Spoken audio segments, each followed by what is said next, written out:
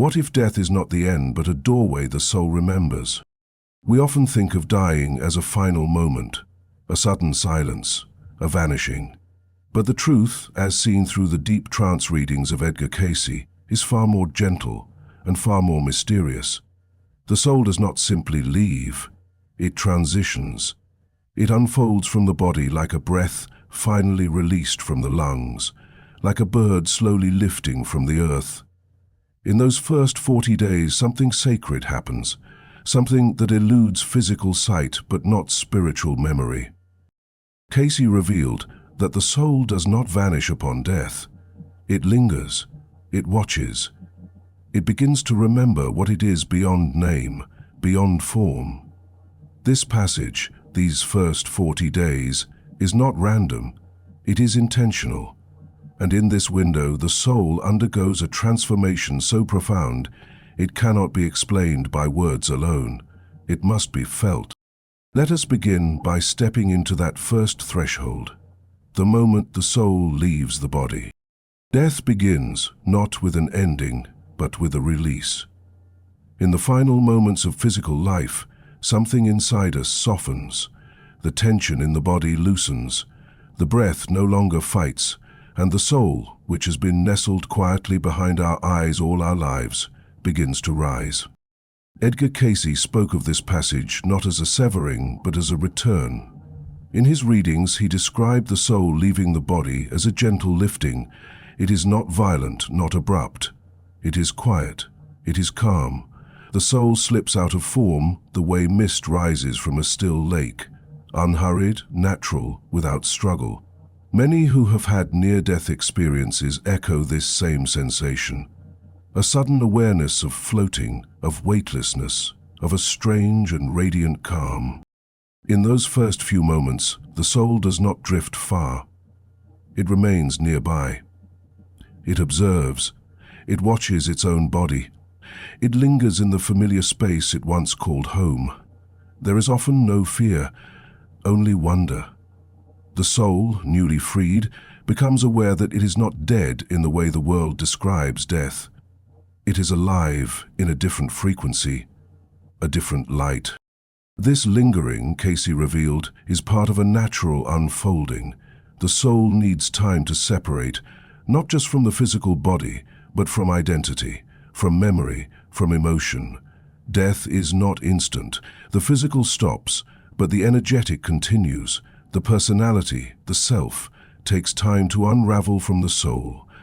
And so the spirit stays close, hovering around loved ones, listening to their thoughts, witnessing their grief, not to judge or hold on, but simply to understand. During this time, the soul is still connected by threads of emotion, love, regret, gratitude, curiosity. These feelings act like invisible tethers, holding the spirit near. This is why so many report sensing the presence of a departed loved one in the days immediately after death. The soul does not rush away, it lingers in compassion. It watches with a new clarity, no longer bound by ego, but still full of care. Cayce emphasized that this stage is not a punishment nor a reward. It is a process of gentle disconnection, a period of observation and grace. There is no panic, no confusion. The soul remembers itself slowly, like a dream fading in reverse. And in that memory, it begins to recognize its own eternal nature. In the first days after death, the soul is not yet gone. It is near. It moves through familiar rooms. It hears the whispered prayers. It understands the pain of parting, but it does not feel sorrow the same way. For it knows what we often forget, that love does not end, that presence does not die, that consciousness, once awakened, is never truly lost. And so it waits, not forever, but just long enough to feel what it needs to feel, to witness what it needs to witness. And then, like a leaf floating on the current, it begins to drift, not upward, not outward, but inward into the deeper space of itself. As the initial moments pass and the soul begins to drift, it does not move instantly into light. It first enters a space of reflection, a space of resonance. In this stage, the soul is gently brought into contact with the energy it has left behind.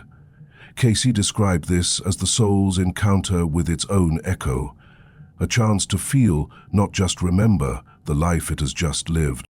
It is here that the soul experiences its actions, not from the outside, but from the inside out. Every word spoken, every emotion offered, every act of kindness or harm now felt through the hearts of others, not as punishment, not as judgment, but as understanding, a natural consequence of vibrational truth. The soul, in this reflective state, begins to sense the residue it carries, the attachments that still linger. It sees its fears, its addictions, its hopes, its unfinished stories. These do not bind the soul, but they weigh on it like mist that has yet to lift. This is where the true process of detachment begins. Attachments to loved ones, possessions, identity, belief, all of these come into view. Some souls find this part difficult, not because it hurts, but because it reveals. The soul is asked to gently release what no longer serves its growth, and this is not done by force. There is no demand, only invitation. For some, the letting go is immediate. For others, it takes time. Days, weeks, sometimes more. Not because the soul is punished, but because it is healing, integrating, understanding. Unstable root undoyin lauma. In this period, the soul may attempt to reach back into dreams, into thoughts, into the hearts of those still living, not to haunt, not to linger, but to say what was not said, to forgive what was not forgiven, to express love that was withheld. Many people feel these visits as sudden memories, vivid dreams, unexplained sensations of warmth or presence. These are not hallucinations. They are the last vibrations of soul attachment, gently seeking peace. Cayce explained that this time is essential. If the soul moves too quickly before letting go, it may carry confusion into the next realm. That is why the 40-day period exists, to cleanse, to soften, to release. The soul, by the end of this stage, begins to grow lighter. The emotional tethers begin to fall away. Earthly concerns dissolve. Time loses meaning. The soul no longer longs for the past, nor fears the future. It begins to drift toward a higher current. And in that current, the next phase begins. But only once the soul has made peace with what it was. Only once it has remembered that it is not what it had, but what it is, a living vibration. A pulse of divine light, no longer bound, no longer holding, free to move toward what it has always been. After the soul has lingered, after it has gently released the cords of earthly attachment, it begins to rise through what Cayce described as the realms of consciousness. These are not places in the physical sense. They are states of awareness, dimensions of vibration. Like dreams within dreams, each layer holds a mirror to the soul's own frequency. The soul no longer sees with eyes, it perceives through resonance. It is drawn upward, or rather inward, toward the light it remembers. Each realm it moves through is a refinement, a softening, a thinning of illusion. In the early stages there may still be echoes of the physical world, familiar faces, landscapes shaped by memory. These are not hallucinations. They are manifestations of thought. The soul is still creating, even now, drawing reality from belief, emotion, and desire. This is why some souls linger in certain planes longer than others. Those bound by fear or rigid doctrine may find themselves in dense, gray fields, not as punishment, but as a reflection of the mind's last imprint. Others who lived in love and curiosity may rise swiftly, finding themselves among radiant guides, luminous gardens, or vast halls of remembrance. Cayce referred to this progression as a natural unfolding. The soul is not forced, it is not judged, It is simply met by its own vibration. Wherever it is seen, held, understood. And in these realms, the soul begins to remember, not just the life it just lived, but many lives. Not just what it did, but what it is. It recalls being a child, a mother, a soldier, a teacher. It sees the karmic threads between these roles. It understands the patterns it chose, the lessons it learned, and the energies it still carries. This remembering is not overwhelming. It is expansive. The soul realizes that death is not a break in the journey, but a moment of deep pause, a sacred review, a breath between lifetimes. Guides may appear not as separate beings, but as familiar frequencies. They feel like home, like ancient friends, like parts of the soul itself, reuniting after a long forgetting. They do not preach, they do not command, they simply offer reflection.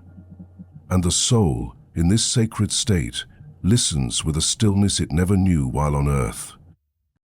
In this vast inner space, the soul may be given visions, paths, choices.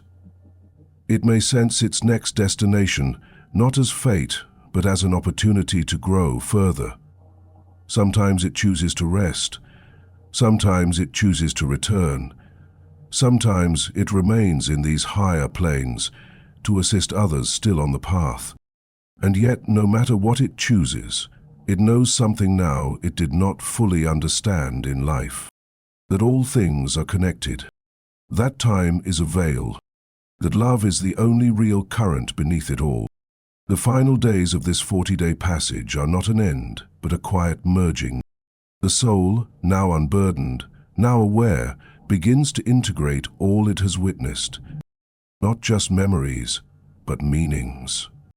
Not just stories, but soul contracts. Not just pain, but wisdom. It understands that every wound was a teacher, every joy a reminder, every silence a thread leading back to the source. The soul sees earth not as punishment, but as a school for light, a place where spirit learns density and chooses again and again to become love in form. Cayce described this phase as a moment of alignment. The soul's vibration is recalibrated, cleansed, realigned with its higher purpose. It may be drawn to the Akashic field, the great record of every soul's journey, where it sees the tapestry of its evolution across lifetimes, not as a list of sins or virtues, but as a spiral of becoming. At this point, the soul has a choice. It may rest in the spiritual realms, existing in peace, harmony, and reflection for what feels like eternity. Or it may choose to return to matter, to earth, to another form, in order to grow, to give, to love again. This decision is not made lightly, but it is made freely, without fear, without pressure. The soul knows that incarnation is not a punishment, it is a sacred act, an offering, a step deeper into compassion. If it chooses to return, it does not simply fall back into the world. It selects a family, a body, a place, a time, all aligned with the lessons it seeks next, and it waits until the time is right, until the door opens again. If it chooses to remain in the higher realms, it continues to learn in subtler ways. It helps other souls. It becomes a guide, a whisper, a light in the dream of someone still living. And yet, even in this space, the soul remains humble, for it knows that evolution is infinite, that there is no final arrival, only deeper union. The spiral continues, from matter to spirit, from death to light, from forgetting to remembering. And in this remembering, the soul smiles, not because it knows everything, but because it finally remembers that it never needed to. It only needed to love. So what truly happens in those first 40 days after death? It is not an ending.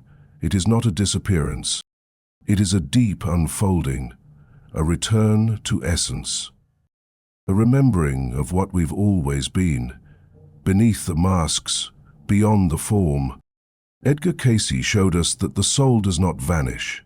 It listens, it reviews, it rises, it weaves itself back into the rhythm of the cosmos, slowly, gently, without haste. In the silence beyond the veil, we are met not with judgment, but with clarity. Not with punishment, but with perspective. Not with fear, but with a love so vast it dissolves all separation. And the beauty is, this truth isn't reserved for the dead. It whispers to the living, because to understand death is to understand life. To know the soul's path after the body is to walk more consciously within the body, more slowly, more openly, more kindly. This knowledge invites us to live now as if we already remember, to forgive now as if we've already returned, to love now as if we never left. For in the great spiral of the soul, there are no straight lines, only circles, only echoes, only returns. And somewhere, just beyond the noise, the soul waits, watches, breathes, and begins again.